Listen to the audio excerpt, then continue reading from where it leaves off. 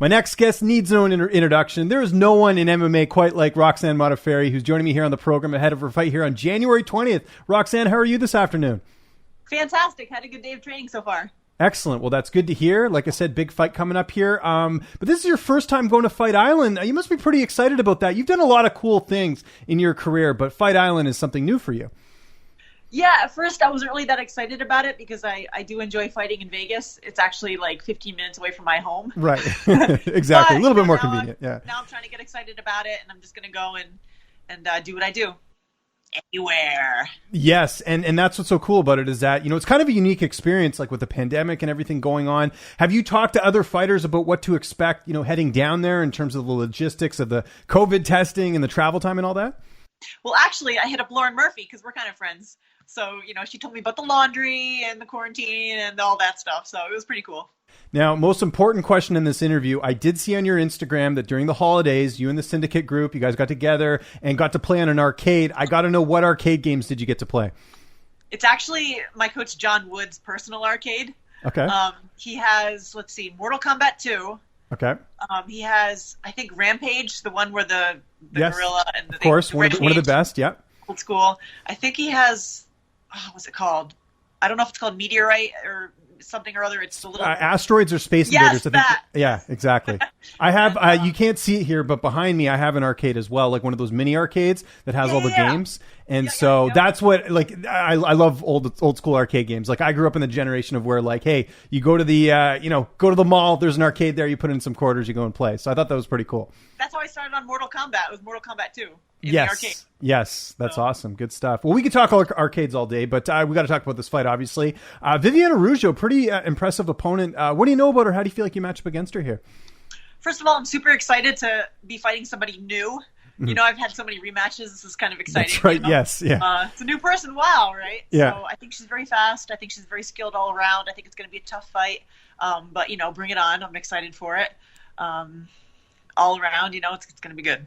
I agree. It's going to be awesome. And how much does it help having teammates with fights already scheduled? I just talked to your good friend and teammate, Serena Southpaw, yesterday. She's got her fight coming up next week. You've got Joanne Calderwood. I know Emily Whitmire's been training with you guys a little bit, so she's got a fight coming up. It must make the vibe in the room a little bit better just because everyone's got stuff that they're actually preparing for. I think it's different for everybody. To be honest, for me, I do not like it. Okay. Because, like, for example, Serena, I don't like that we're fighting so close together because I want to prioritize her and help her with what she needs. But now I feel pressure, like I need what I need. So I'm like struggling to, figure out how to prioritize training issues. Okay. Also, everyone's kind of going nuts and like going super hard because it's training camp. So I don't really like that either. Okay, fair enough. So it's the exact opposite, basically. But still, that's very interesting. That obviously it's per fighter. Now, when I talked to Serena yesterday, she was telling me that she trained with a lot of amateur fighters. Is that the same case for you, or is it mainly just pro fighters that you've been working with? We have a really great span in the gym, I think, of skill levels and weight classes. So we have a few amateurs, a few pros starting out, and then pros who have a lot of experience. Like we have atom weights up to featherweights and whatever's above featherweight, welterweight. So we have a lot of females in there.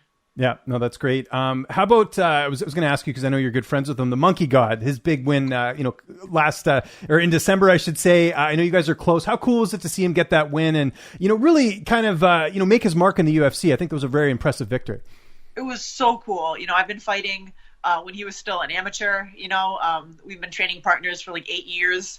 And then, I knew that, man, if he can just get into the UFC and show his amazing skills. And I actually hit him up for wrestling lessons before Andrea Lee. So he taught me some really cool tricks. So it's so cool to see him, get the big win. Yeah, that must have a ripple effect in the gym where, a big win like that, it really sort of bumps off on everyone else, especially when you have a fight coming up, right? It's great morale, yeah. Also, Natan Levy, his win was super cool. Yes, for sure. Yeah, there's been a lot of good wins at your gym. We'd be here all day. Go Syndicate, woohoo! Yes, exactly. You guys are on a roll right now. How about the weight cut? Does that get altered a little bit with the travel time? I'm not really sure. I kept, I have the deadline in my brain as, the 11th, because that's when we leave. Mm-hmm. But actually, that's still 10 days out from my fight. So I'm ahead of schedule now because I'm trying to lose weight ahead of time, which is pretty smart. I suggest all fighters go ahead of schedule just so in case there's a problem, nobody misses weight. Right. Was it difficult during the holidays with, I'm sure there's some good food around, some gravy, you got to Yeah. kind of avoid that. That must have been tough, right?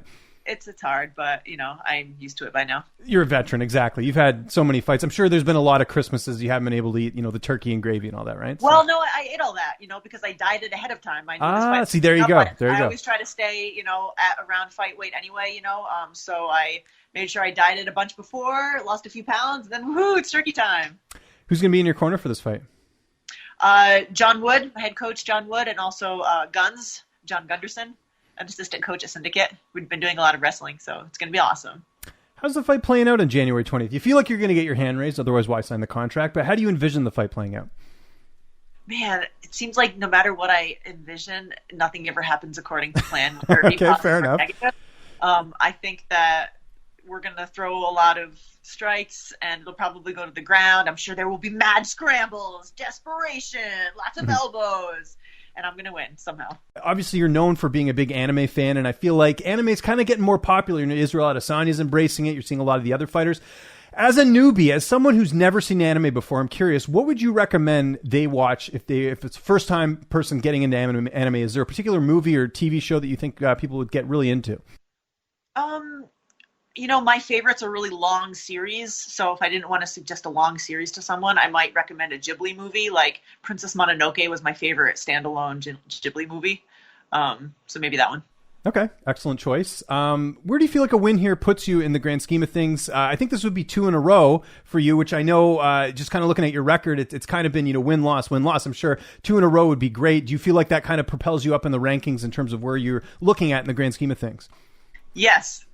And it was funny because I thought I was number 7, and then I just did an interview, and the guy's like, I'm on with number 8 ranked Roxanne Modafferi. You're like, wait a second. Great, I dropped one. So, yeah. Whatever. I just want to stay in the top 10, Yeah, absolutely. And like realistically, do you see, it seems like the division's kind of wide open right now in terms of, you get an impressive win, you could move up very quickly. Like, are you aware of that? Because Valentina keeps beating all these, opponents, and at some point she's going to need, fresher matchups. You know what I mean? So everybody says the division's wide open. I don't really understand what that means. Okay, well, I mean, you get a win or two. I think it could put, like, look at Jessica Andrade. She has 1 win at flyweight, and now she's potentially fighting for the title next. Seriously? Well, that's what it sounds like, yeah. What do you think of that? Because there's some people who are like, this is a cool matchup for Valentina. And then, like, I agree with kind of Lauren Murphy's thought, which is like, look, I've won a bunch of fights in this division. Why am I not getting rewarded for that? Yeah, rankings are not fair. The UFC is not fair. Fighting's not fair. Nothing's fair. So I think that it's actually kind of hard but in the UFC defense, it has been hard for people in my division to string wins together. I think JoJo was pretty close, and then she took that last minute fight and then got armbarred. But also, the matchmakers are making interesting matchups. Lauren Murphy really needs the shot. She has like the most wins in a row, so that's not fair. But I know it's part entertainment, part sport, so I don't really know. I'm just trying not to think about it and not judge and not piss anybody off and just continue my wins.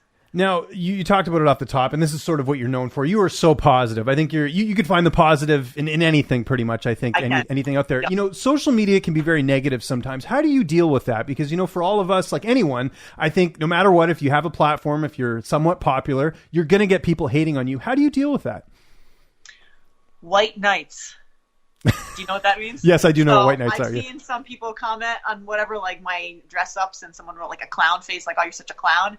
Immediately I have like 5 white knights like, who do you think you are criticizing her? You keyboard warrior, blah, blah, blah. So I'm like, yes, that's right. So I just let my white knights fight my battle for me. And there you go. It. That's what I need to get some white knights. I don't know. I don't think it would work for a guy like me, but still, that's a smart idea. You have a white knight army by the sounds of it, right? I do. They're so that's nice. Awesome. I'm very happy. And the Sherdog people like me now, so that's always amazing.